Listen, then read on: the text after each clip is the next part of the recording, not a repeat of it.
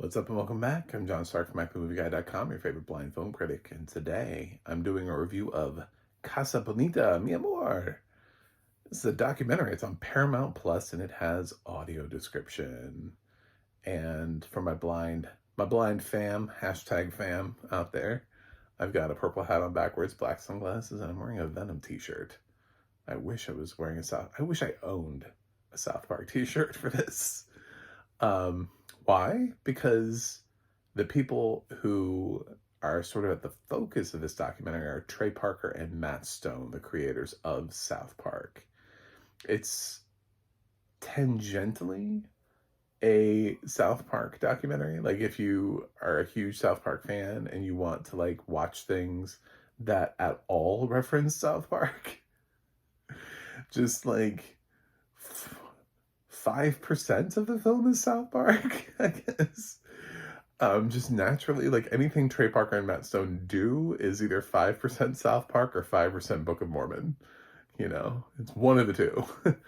um, so yeah, they do mention it, and they have a couple moments where they show like the guys in the sound booth like recording voices for South Park, where they show you a little clip from the South Park episode where they also mention Casa Bonita.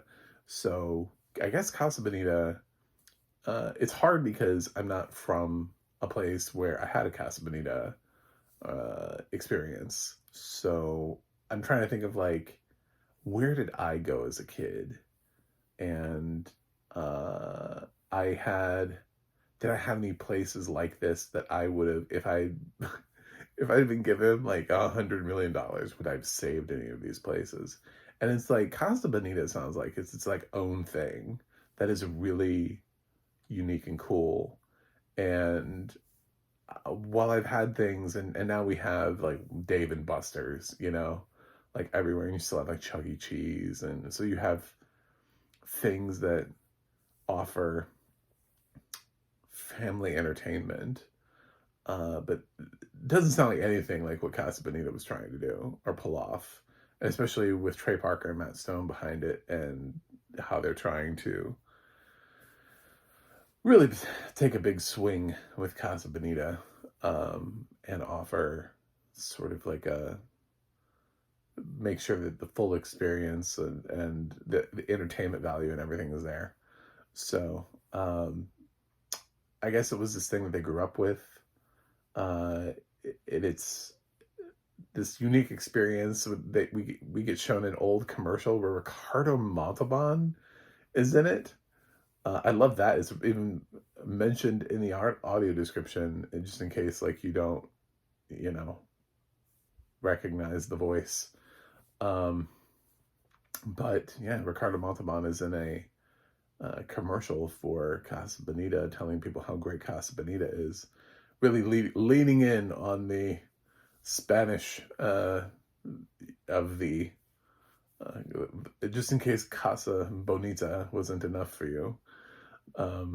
They needed Ricardo Montalban to help sell the Spanish element of the facility. So it's like a restaurant, family dining, entertainment hybrid with like arcades and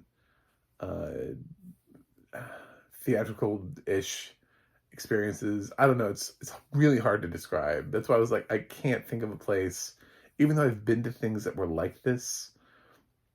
You know, I remember having a birthday party at a place that had bumper cars and boats, bumper boats. That was a thing. Uh, Bumper boats and batting cages. In addition to the arcade, it had like a couple and like mini golf and some things like that. Like it had outdoor experiences. And its theme was sort of just like generic, like adventure, you know, just like the adventure. Seems like it's themed with like a castle, you know. It's just like feels like it has a different vibe altogether, and I really feel like I've never experienced this. Obviously, the like Disney and Universal is again on the high end of experiences. This is just like a a thing that they had in Colorado, and it sounds really cool. Um, I kind of wish that I had had in the audio description, just in the way the documentary was formulated. I really wish that I had had a better walkthrough of the property to just sort of either at any stage, either like the beginning or middle or end or whatever of, well, this is this and this is where we used to do this, and just kind of break it down. It's sort of made for fans of Casa Bonita, like the people who've been there, which I think there are a lot. There's a statistic towards the end of the film of like 400,000 people or something visited Casa Bonita once they reopened it in its first year, which is not bad when you think about how many people you're able to attract. But they dump millions into this. I mean, this place is in a state of disrepair, and it's like, I mean, I know that they act like that this is like a hardship on them, but for anyone who's ever paid like even like a smidge of attention to how much money Trey Parker and Matt Stone get paid now to do South Park, it's pretty crazy. Like their development deals now are they're fine. I think the budget for Casa Bonita somewhere got up in like the 20 something millions. And I was like, they're fine. They could afford this.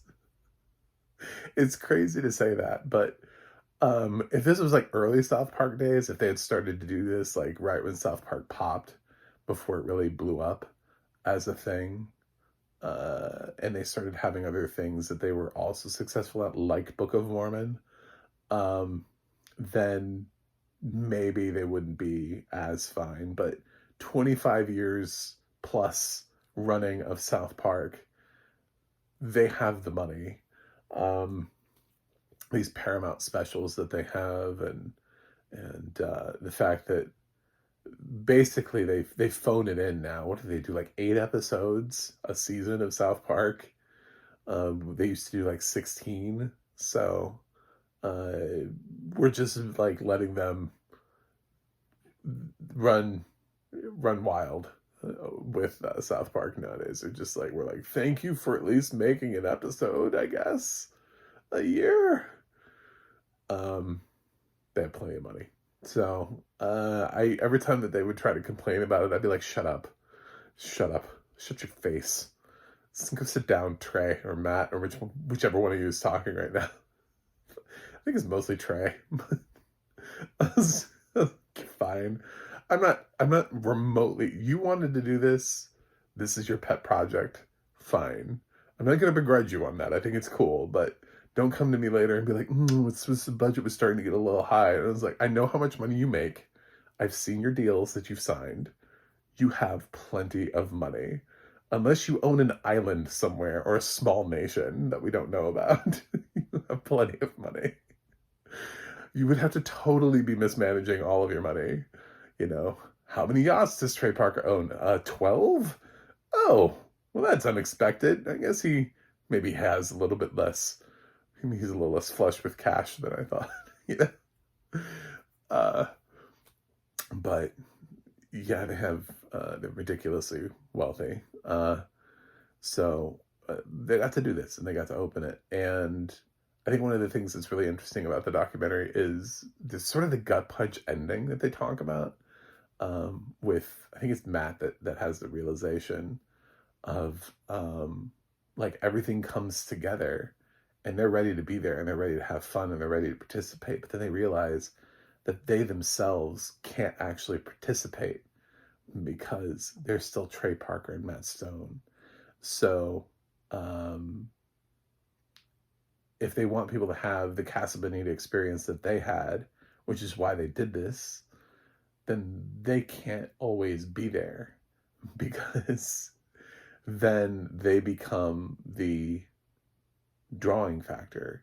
I kind of push back on that a little bit, because I'm thinking about Comic Book Men, right? Which was Kevin Smith bought this comic book store that he ran, and they did this reality show. Now, he wasn't even really fully the focus of Comic Book Men. Like, it wasn't Kevin Smith. It was sort of like the other people that Kevin Smith had working there, but it was his store. Like, that's what he chose to do with some of his money that he had, was to help this store that really sort of helped define his thing. And it's not like he's not there. And people go there and they know, like, well, this is Kevin Smith's comic book store. But I don't think it, like, changes the experience for people. I think people still go there and they buy comics. You know what I'm saying? And they're like, well, we might see Kevin Smith, you know? And I don't think that Trey Parker and Matt Stone are any more instantly recognizable than Kevin Smith. You gotta remember, these guys are not massively on-screen talent. Most of their work is voice work. So this is different. This is not like if, Taylor Swift were to, then obviously, like, Taylor Swift being somewhere, people would go there and they'd be like, well, I was expecting to see Taylor Swift, you know. I think it's like a cool experience to run into somebody who's like creatively behind the scenes on most of their projects, but they're not necessarily routinely and in front of the camera type people. Unless you're like a huge fan of basketball or Orgasmo, you don't really see these guys in front of the camera all the time. They're not really, they do most of the voice work. All the stuff that they're known for either writing, creating, voicing, whatever it is. They didn't perform in Book of Mormon. They're not visually seen in South Park. It's their voice work. They weren't visually seen in Team America. So I don't really know what they're, even some of the other stuff, like the Despicable Me villain, that's voice work, So maybe they're overthinking it a little bit, and they just wanted, but it is sort of, I mean, it's a realization. It's like, yes, that is who you are. So when you stand there, people are going to be like, oh yeah, I'm having fun. And is that the creator of South Park? But then that would be what any celebrity would have when you walk in, I mean, like, if anybody wanted to visit, you go to Casa Bonita and you're like, is that Jason Bateman? It's like, does that mean Jason Bateman can't go to Casa Bonita because he's ruining the experience? Is the staff going to come up to him and be like, I'm sorry, sir, you're too famous and you're ruining the experience? And Trey Parker and Matt Stone have asked that no celebrities be allowed on the premise. I don't know. It's odd. So I think they overthought it just maybe a tad, but he sounds so sad when he says it that it hit me. It resonated. But basically, that's what this documentary is. It's about how they came about doing this, why they did it, and some cool things they did along the way, like the staff of Casa Bonita, while they were they had people who worked for Casa Bonita. And while they were refurbishing and rebuilding and taking this thing out of a state of disrepair, they didn't fire the people. They kept paying them, but they made them do work in the community. They were like, we want you to go volunteer in the community and we'll pay you. Which maybe sounds like it's not. But if it's non-specific and you get to kind of choose how you're doing that, it's less. You know what I'm saying? Like, if I signed up somewhere to do a job and somebody's like, this place is closed now, but if you want to keep your job, you're going to go pick up trash on the side of the road. I'd be like, wait a minute. I signed up for this, not for picking up trash along the side of the road. Like, those are two wildly different jobs. But if you're like, I want you to go volunteer at a charity of your choice, or a nonprofit, or, I don't know, go be a big brother, big sister, and we'll pay you, I don't know, something. And there are options. It's I feel like somebody can find something that they find also valuable, that speaks to them, that helps give back to the community. And I think that is cool that they're paying them to do that, to give back. But it didn't seem like that they were telling them specifically, you must do this one task. The the remaining employees of Casa Bonita are blank. You know, they're doing this one thing. So, uh, I think you should check it out. I think if you're a fan of this kind of thing, I just think it's interesting. It was an interesting documentary. It's not gonna. This is not gonna win an Oscar. This is. I don't even know if it can. It's an MTV documentary. It's feature length, and MTV documentaries have gotten documentaries into the documentary short race, but I have yet to see. I don't think they've gotten one that's in the feature race. So somehow there's stuff they're able to qualify for short, but not for feature. So I wouldn't even, I'm not even gonna blink twice at this one. You know what I'm saying? I just don't think this is gonna happen for uh for these guys. There's just nothing here that the documentary branch is gonna be like, wow. Wow. But as far as like, did I have a good time with it? Yeah, I had a good time with it. Is it like a groundbreaking documentary? Not really. But it was interesting. I was intrigued and I learned something. So it has audio description, which is great. And the audio description is pretty good because it's not really a talking head documentary either.